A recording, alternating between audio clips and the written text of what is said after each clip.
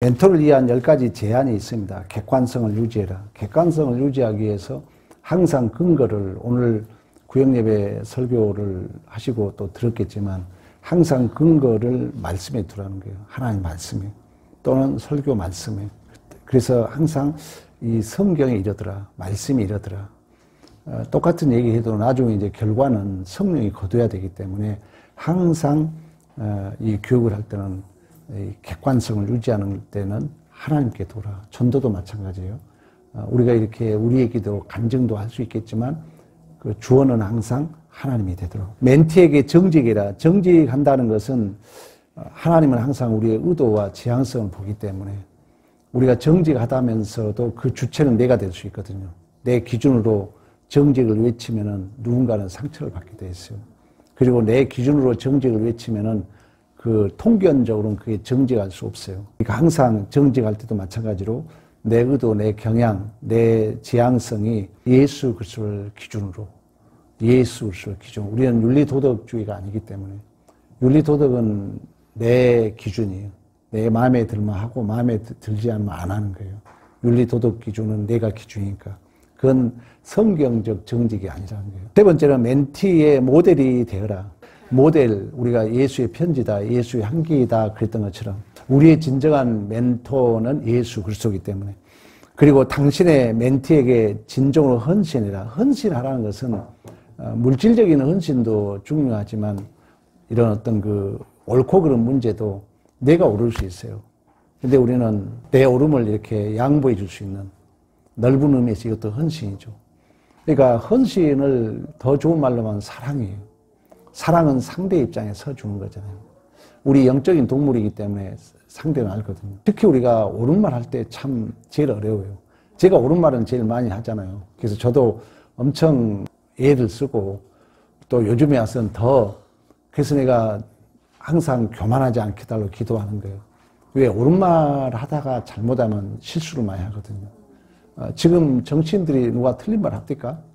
결국 옳은 말 함으로 인해서 상처 주고 너 편 내 편 이렇게 갈라버리고. 여러분들이 멘티에게 진정한 헌신을 할 때는 그런 어떤 물리적으로만 내가 뭐 헌신한다는 게 아니라 우리의 어떤 그런 그 의견 또는 어떤 지향성과 의도에 있어서도 내가 좀 오라도 때로는 이제 기다려주고 참아주고 또 상대 입장에 내가 좀 속상해도 그게 부모의 마음 아니겠어요? 부모가 자식 앞에 한 많은 세월, 우리 어머니는 이렇게 살았다니까요. 말 못하고 구남매 키우면서 얼마나 한 많은 세월을 살겠어요. 그래서 나는 이 세상에 예수님 빼놓고 사람으로서 제일 존경한 자는 저는 우리 부모님이라고 당당하게 얘기하는 것입니다. 개방적이고 투명해야 된다는 거죠. 그러려면은 말씀과 성령을 의지해야 되고, 특히 우리는 이렇게 규명한다는 것은 내가 이거야 해버리면 그때 이제 울타리를 치는 거예요. 그러면 이게 울타리가 쳐지면은 그때부터는 그게 기준이 되거든요. 내 의도가 강하면은 강할수록 잘못하면 이제 내 중심적이 될 수가 있어요. 그러면 예수가 빠져버리고 내 신념이 기준이 될 수 있어요. 조심해야 돼요. 멘토는 또한 교사가 되어라. 그 말은 뭐냐면은 양육하고 재생산해야 되기 때문에 가르칠 만한 여러분의 지식이 있어야 된다는 거죠. 그러려면은 설교를 들어야 돼요. 객관성 있는, 아까 얘기했잖아요. 교육을 하려면은 내가 성경을 읽든지 아니면은 설교 말씀을 들어가지고 거기에 근거해야 된다는 거죠. 그리고 멘티의 가능성을 믿어라. 이미와 아직에 있어서 우리는 신적 확증은 성령이 내주하십니다. 그래서 최종적 판명은 보류하라 그랬잖아요. 최종적 판명은. 오늘 우리가 오전 설교도 유다를 보든 다말을 보든 또 성경 우리가 전체를 보든 요셉을 보든 반드시 구원의 서정이 있어요. 칭의와 성화와 영화의 여정이 있어요. 그렇기 때문에 이미와 아직에 있어서 우리는 신분적으로 출생했지만 아직 수준을 이루지 않았고, 그러나 이제 신적 확정으로 성령이 내주하기 때문에 하나님을 믿는 거예요. 그래서 끝까지 상대의 가능성을 믿어주라. 부족하고 연약하다 할지라도. 또 멘티의 장래의 비전을 가져라. 하나님의 그 언약의 신실함. 어떤 우리의 실수, 어떤 제약이라도 택함 받은 백성은 반드시 승리하게 되어 있습니다.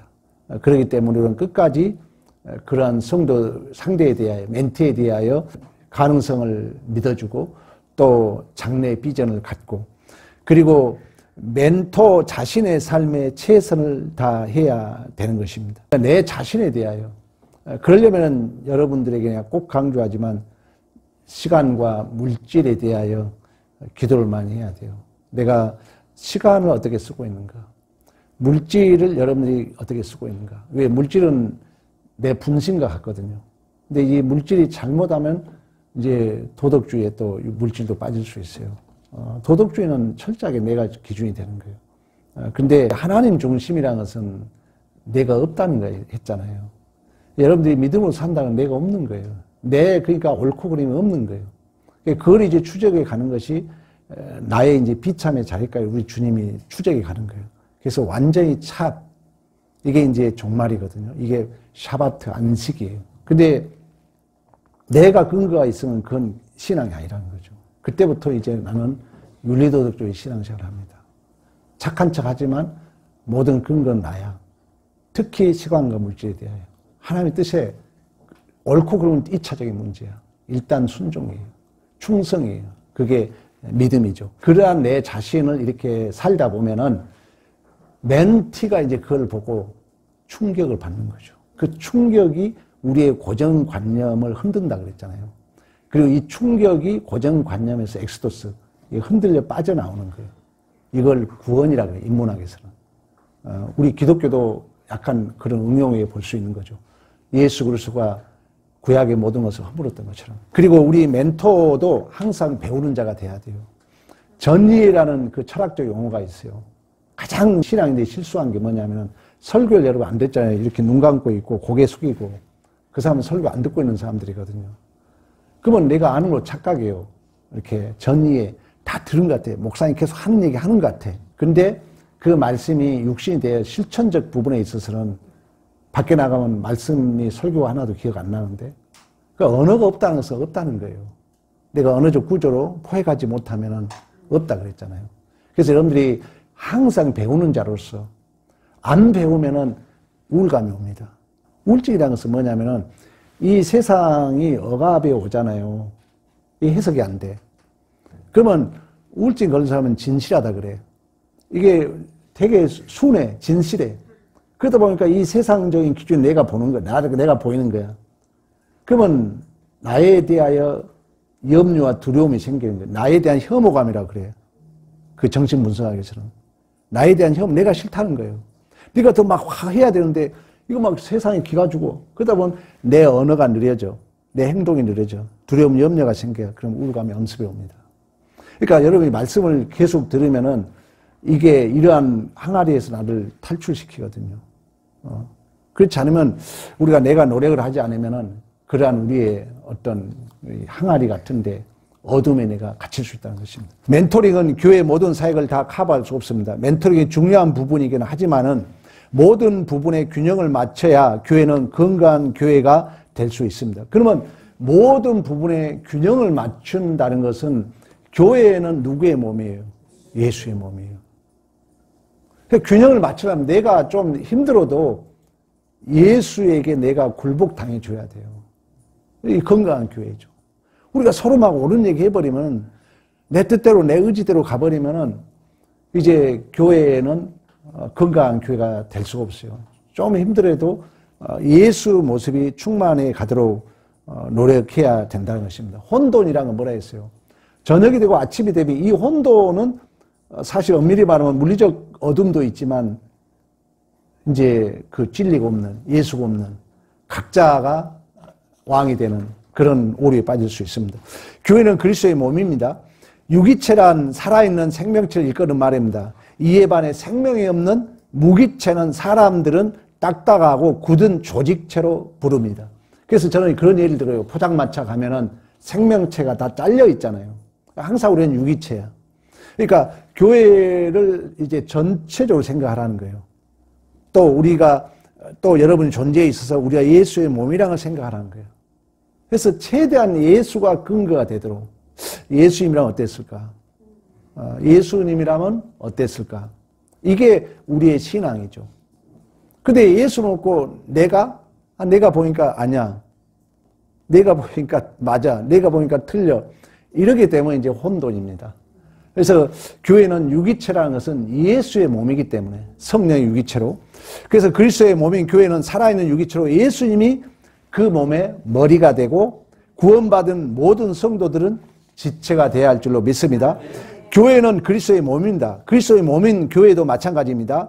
교회가 유기체일 때 구원받은 모든 성도는 다 기중하고 동등하고 상호 보완적입니다. 건물로 비유해요. 건물로. 우리 교회 건물에 창문 하나만 깨져도 우리 전체가 손해예요. 그래서 에베소 2장에 가면은 건물로 비유합니다. 그러니까 내가 힘들어도 버텨주는 거예요. 내가 이제 우리 중직자들이 힘들어도. 그래서 제가 우리 교회 그 그림을 이렇게 그렸습니다. 이렇게. 그러니까 이렇게 된 거예요. 그러니까 직분이 높은 자가 제일 밑에 있는 거예요. 힘들죠. 근데 내가 빠져버리면 이제 무너지는 거예요. 그리고 제일 믿음 없는 자가 제일 밑에 있는 거예요, 사실. 사실 우리의 천국은 신분으로 가요, 직분으로 가요? 신분으로 가요, 신분. 그러나 우리 목사님들 만나, 우리 제자, 후배들 만나면 그런 얘기를 해요. 너 목사잖아. 너 목사로 천국 간 게 아니야. 하나님의 자녀로 가는 거야. 그 목사란 이 직분은 은혜의 수단을 줬을 뿐이야. 너 하나님의 자녀답게 훈련시키려고 은혜의 수단을 준 거예요. 장로 권사도 마찬가지예요. 그런 의미에서 본다면 제일 믿음이 부족하고 제일 타락할 가능성이 많으니까 하나님이 목사란 직분으로 딱 올무를 끼워놓은 거예요. 저는 그렇게 해석해요. 그러니까 내가 이 목회를 하면서 하나님의 자녀다운 자로 깊어지지 않으면 허당이죠. 우리 대형교회 예를 들면 실수 많이 한 사람들 있잖아요. 교회 크니까 뭐 엉뚱한 짓 하다가 실패한 사람이 많잖아요. 그런 거 보면요. 사실 형통함이 뭐라 하겠어요? 형통함이라는 것은요. 항상 나의 결핍을 느끼고 하나님을 꼭 붙들고 있는 게 형통함이에요. 형통함이라는 게 여러분 막 부족함이 없는 게 형통함이 아니에요. 성경의 형통함은. 그러니까 요셉이 형제들이 팔림 당합니다. 감옥에 갑니다. 얼마나 기도했겠어. 형통함이야, 형통함. 형통함. 교회는 그리스도의 몸입니다. 그리스도의 몸인 교회도 마찬가지입니다. 교회가 유기체일 때 구원받은 성도는 다 기중하고 동등하며 상호 보완적인 줄로 믿습니다. 교회는 그리스도의 몸이라는 거예요. 몸. 유기체는 일단 내가 몸이라면은 성장해야 된다는 거예요. 성장. 그리고 번식이 일어나야 된다는 거예요. 성경을 공부한 자로서 이걸 강조하는 거예요. 자, 남자가 부모를 따라 여자가 한 몸을 이루어요. 생육번성 땅의 충만이라니까. 그러니까 오늘 여러분 설교를 오해하면 안 돼. 내가 아무리 정직이 뭔 필요 있냐고. 수백억이 뭔 필요 있냐고요. 예수가 없는데. 그러니까 이걸 오해하지 마. 뭐 이게 간음하고 뭐 며느리하고 뭐 간음이다 이게 중요한 게 아니에요. 윤리도 다 필요 없다는 거예요. 예수 생명이 더 중요하다는 거예요. 쉽게 말하면. 그렇게 해석이 되기 때문에 다말은 어쨌든 생명을 잉태해야 되는 거예요. 시아버지를 붙들고라도. 그만치 예수 생명이 중요하다는 거예요. 왜? 예수 생명이면 끊으시니까. 성경이 그걸 얘기하고 주고 있는 거예요. 그런 것처럼 성경이 남자가 부모를 또 여자가 한 몸을 이루는 거예요. 생육번성 땅의 충만이야. 그래서 예수 생명이 내 안에 있다면은 물론 전도도 전도지만 내 안에 예수가 증언되는, 그러니까 예수가 증언돼서 또 우리는 누군가와 교회와 연합을 해서 애를 낳아야 된다는 거예요. 생명을 잉태해야 된다는 거예요. 내가 너무 강조하면 여러분 시험 들지 마시고 그런 의미에서 꼭 전도를 해야 됩니다. 한 명쯤은 여러분 꼭 전도해야 돼요. 내가 정말 이 산모의 고통을 꼭 느껴봐야 돼요. 산모의 고통을. 하나님이 가장 기뻐하다는 거예요. 그때 성령이 또 역사를 합니다. 그래서 성령이 오시면 증인, 생육번성 땅의 충만, 진정한 에제르, 파라클레토스인 줄로 믿습니다. 예수의 몸도 마찬가지입니다. 그리스도의 몸도 유기체니까 우리가 먼저 잘 성장해야 되고 잘 성장해야 번식할 수 있습니다. 그래서 먼저 성장하려면 내가 건강해야 된다는 거예요. 그래서 새들백교회 리그에는 목사가 이 세상에 완전한 아이는 없다. 그러나 아이가 건강하면 자라게 돼 있다. 그러니까 교회가 시간의 척도는 아리스토텔레스가 뭐라 했어요? 성숙이라고 얘기했던 것처럼. 마찬가지로 이 세상에 완전한 교회는 없습니다. 그러나 교회가 건강하면 잘하게 돼 있다는 거예요. 그러니까 성장보다 일단 건강이에요. 근데 그 건강은 뭐의 충만이라고요? 예수의 충만이라는 거예요. 교회를 오래 다니고 작게 다니고 둘째 문제가 아니라 내가 예수 닮으려고 얼마나 노력하느냐. 여기서 이제 위험한 건 윤리도덕주의하니까 내가 예수 오래 다니고 닮으니까 이제 막 옳은 거 틀린 것만 따져버리면 안 된다는 거예요. 그래서 내가 레미제라블 얘기, 유다 베너 얘기 여러 번 얘기해 준 게 그거예요. 구원의 서정을 하라는 거예요. 예수님이 십자가상에서 돌들을 명하여 아브라함 후손을 만들 수 있는데 아니 왕의 아들이 와가지고 조롱받잖아요. 제가 야곱과 이스라엘의 관계를 얘기해 줬잖아요. 이스라엘은 뭐예요? 이스라엘의 삶이 뭐예요? 내가 이겼는데 너가 이겼다로 해준다는 거예요. 아들의 삶이야. 그러면 그 삶을 그대로 보여줘. 십자가상에서 내가 억울한 일을 당해, 고난을 당해, 핍박을 당해. 내가 이길 수 있어. 근데 다 감당해 주잖아요. 그때 모든 사람이 누구라 했다고요? 진실로 하나님의 아들 이스라엘이랑 이스라엘. 이스라엘의 삶. 야곱을 하나님이 환도뼈를 쳐버리잖아요. 하나님이 이겼어. 근데 너가 이겼다. 내가 언젠가 권투 그 이름이 기억이 안 나네요. 권투 선수들이 나왔어요. 같이 같은 체육관에서 시합했던 사람이에요. 진 사람이 원래 챔피언이었고 진 사람이 한 살 나이가 많아. 근데 이긴 자가 무릎을 꿇더라고. 일평생 저에게 참 충격이었어요. 이긴 자가 그 진자 앞에 무릎을 꿇어. 동료이자 세상적으로 보면 한 살 더 먹었대. 내가 이겼지만 얼마나 멋있습니까? 그게 기독교라는 거예요. 그게 이스라엘이라는 거예요. 그게 하나님의 자녀의 삶이라는 것입니다. 그런데 우리는 잘 안 돼. 그래서 훈련해야 돼요. 그게 건강한 교회라는 것입니다. 중요한 건 교회가 건강해야 됩니다. 그럼 어떻게 하면 교회가 건강할까요?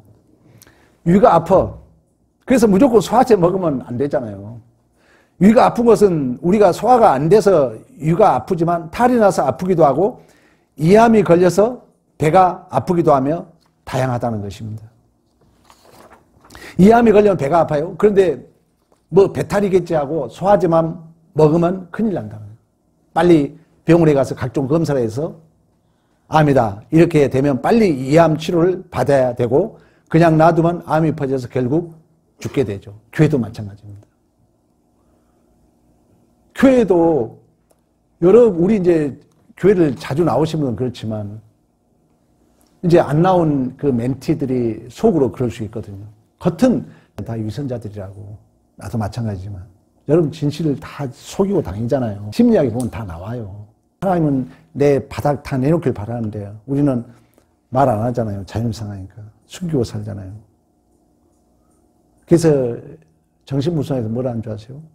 무의식이 너희들의 운명이다 그래요. 껍데기 인생 사는 거예요. 속에 이 상처들은 그대로 살아오고 그게 나를 이끌어간다 그러거든요. 그러면 예를 들어 봅시다. 우리 성도들 중에 누군가는 교회에 시험이 들을 수 있었어요. 뭐 저 설교를 듣고 시험 들 수도 있고 또 뭐 다양한 시험거리는 있는 게 감사할 일이거든요. 성장이라는 것은 낯설미 나에게 뭔가 지금 충격을 주고 있다는 거예요. 명예롭고 보기는 교회라 해석해 줬잖아요. 근데 이제 초신자는 그걸 해석 못 하니까 시험 들 수 있어요. 그러면 시험 들어있는데 내가 아무리 가서 여러분 얘기하면 뭐합니까? 가서 정말 그 사람의 원인을 치료해 줘야죠. 그때 교회가 건강해진다는 거예요. 건강해진다는 거예요. 그러려면은 내가 다 못 보죠. 목사 어떻게 다 봅니까? 누가 무거운 짐을 졌을 때 내가 져주는 거죠. 그게 이제 멘토로서 할 일이라는 것입니다. 교회가 건강하려면 먼저 사명이 분명히 있어야 됩니다. 무엇보다도 이미 성경에 하나님께서 우리 교회에 사명을 주셨어요. 그 사명은 우리가 정확히 알아야 되고 그 사명에 집중해야 될 줄로 믿습니다. 모든 인력과 자원들이 한계가 있고 제한이 되어 있기 때문입니다. 교회의 주인은 하나님이시니 하나님께서 교회에 주신 사명이 있어요. 우리 있잖아요. 전도는 하나님 나라의 어명이라고 말씀했던 것처럼. 그래서 하나님이 우리 교회에 사명을 주셨기 때문에 우리는 그 사명에 집중해야 될 줄로 믿습니다. 그래서 교회는 교회 사명이 무엇인지 분명히 알아야 돼요.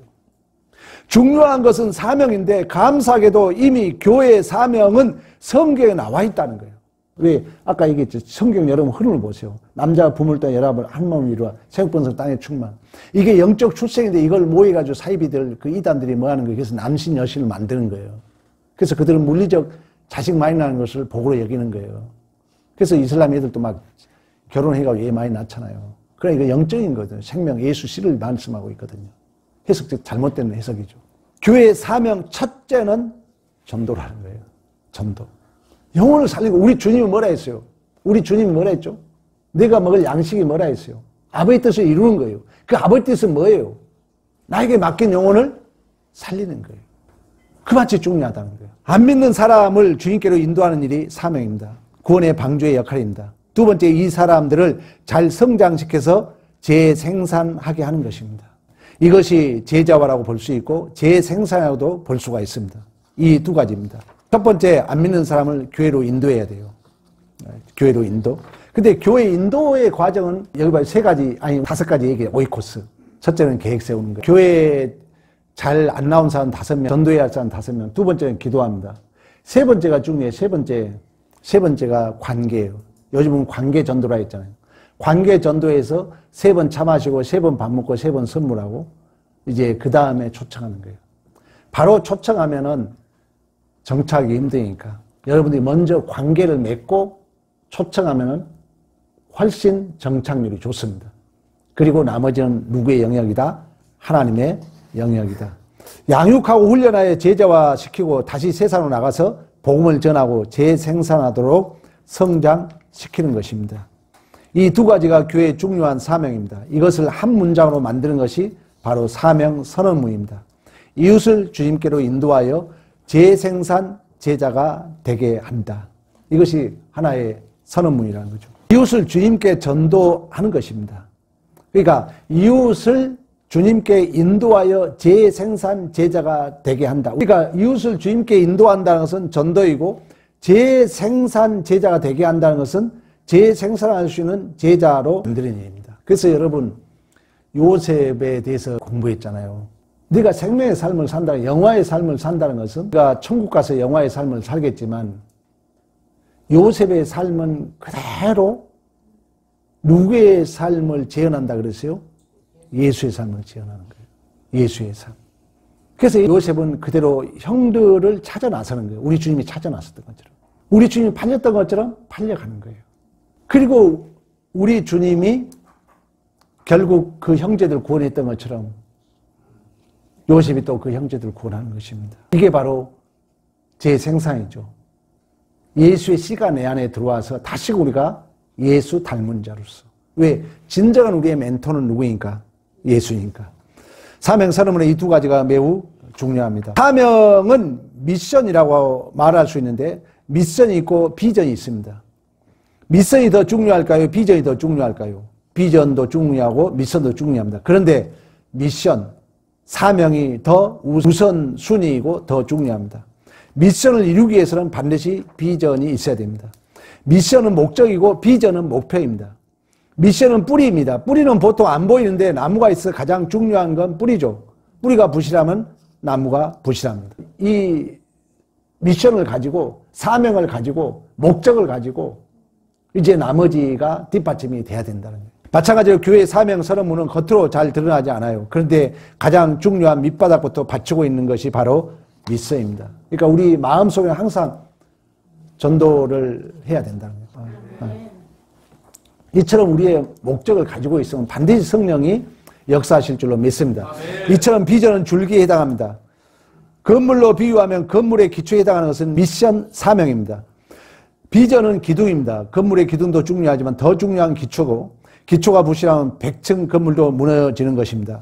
기둥도 중요하면 기초가 더 중요합니다. 그러니까 항상 미션이 참 중요합니다. 항상 사명이 중요하다. 항상 여러분들이 내가 전도해야 되겠다.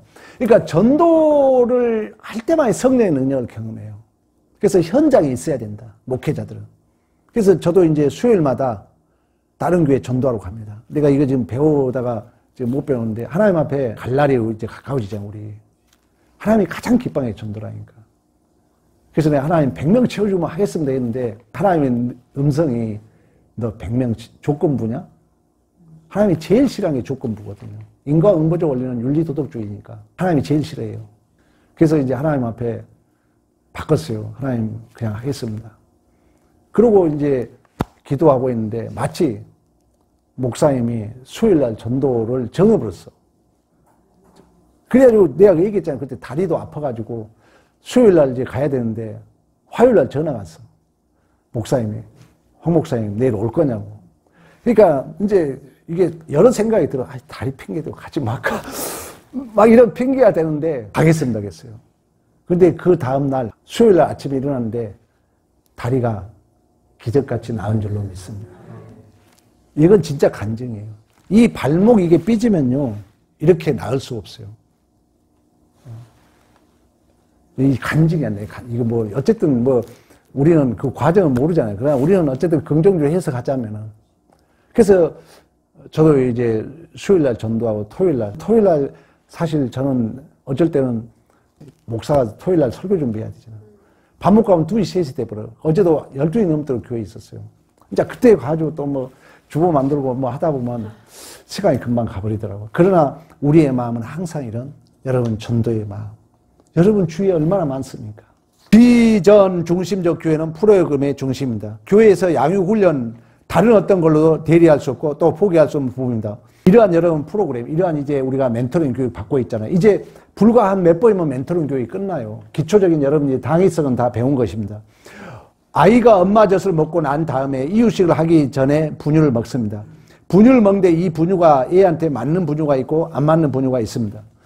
분유가 예를 들어 P회사 있고 N회사가 있고 S회사가 있다고 해요. 회사마다 성분도 좀 달라서 어떤 아이에게는 안 맞아요. 먹으면 토해요. 안 맞는 분유예요. 그럴 때는 이 아이에게 분유를 바꿔서 먹여야 됩니다. 그런데 분유가 안 맞는다고 애를 굶기면 죽습니다. 프로그램이 안 맞는다고 바꾸면 됩니다. 프로그램은 자꾸 바꿀 수 있습니다. 미션은 목적, 뿌리, 건물, 기초. 비전은 목표, 줄기, 건물, 기둥. 프로그램. 그러니까 우리 교회가 지금 이제 멘토링 교육을 하고 오후 성경 공부를 하고 이것은 여러분들이 하라고 하는 거예요. 이제 지금 벌써 지금 다 끝나가거든요. 몇 주면은. 그러면 여러분들이 이제 멘토로서의 사명을 가지고 이제 이게 끝나면 이제 기초 교육할 거예요. 우리가 지금 식당에서 공부하는 것처럼 그걸 잘 배우면 입술을 열 때마다 이제 여러분이 미션을 가지고 내가 모든 사람들의 멘토다 이런 마음을 가지라는 거예요. 먼저 목적부터 미션부터 분명히 정해져야 합니다. 여기에 여러 비전들이 있습니다. 그러니까 우리가 전도하기 위하여 예배가 있는 거잖아요. 교회가 있는 거잖아요. 아니 구원의 방주 아닙니까? 우리 뭐 잘 먹고 잘 살게 교회에 있는 게 아니잖아요. 하나님의 복음을 증거하게 하기 위하여. 전부 교회의 목표는 비전입니다. 미션을 이루기 위하여. 이 목표들이 전부 이어져서 뭘 이루는 거예요? 교회의 미션, 사명을 이루는 것입니다. 그래서 사명을 이루는 계단을 한번 만들어 보겠습니다. 자, 성도들이 예배 와요.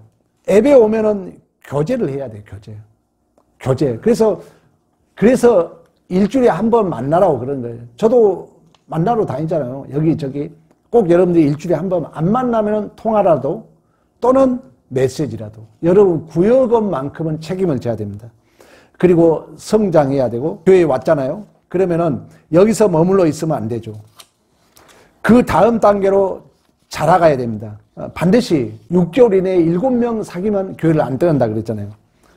그러니까 성도가 와서 예배하고 그 다음 단계로 거제하게 되면 성장이 갑니다. 그 성장이 되면은 이제 우리 성도님 같이 이제 찬양대 이렇게 사역을 맡기는 거예요. 또 우리 권사님 그 김치라도 해와라. 사실 이렇게 우리 인간은요, 의원 중에 공로 심리가 있어가지고 사역을 맡기면 엄청 좋아합니다. 그리고 그러면서 성장하는 거예요. 그러니까 여러분들이 딱 봐가지고, 이승은 어느 정도 된다 하면 무조건 일을 시켜야 돼요. 안내를 맡기든, 저한테 얘기를 하고 아니면 여러분들이 봐가지고 상황 맞게 뭐 청소를 같이 한다든가 반드시 사역을 맡겨야 됩니다. 다음 단계로 또 넘어가면 이제 사역이 어느 정도 하게 되면 간증거리가 생겨요. 교회를 일을 하지 않으면 간증거리가 안 생겨요. 일을 하게 되면 그때부터 이야기거리가 생긴 거예요. 그러면 이제 그분이 서서히 이제 여러분을 닮아가는 거예요. 제자화 돼가면서 제 생산에 이르게 되는 줄로 믿습니다. 그렇게 되면 이제 그분이 사역을 하고 나면은 간증거리가 있으니까 서서히 이제 입으로 증거하기 시작합니다. 그러므로 말미암아 이제 그가 어느덧 자신도 모르게 성장돼 있어요. 생명은 보이잖아. 그래가지고 한마디로 제자화되고 재생산이 된 거예요. 그러면 이제 그분들과 잘 정참은 되게 초신자의 전도를 잘해요. 미안하지만. 왜 우리는 너무 이성이 깊게 돼. 그런 사람들이 이제 불부동, 우리 성도님 전도 잘하잖아요. 뭐 이걸 따지지 않으니까. 교회가 붕대 어쩌고 이런 거, 뭐 목사가 훌륭하다 아니다 따지기 전에 일단 전도를 하니까 또 하나님이 붙여주지 않습니까?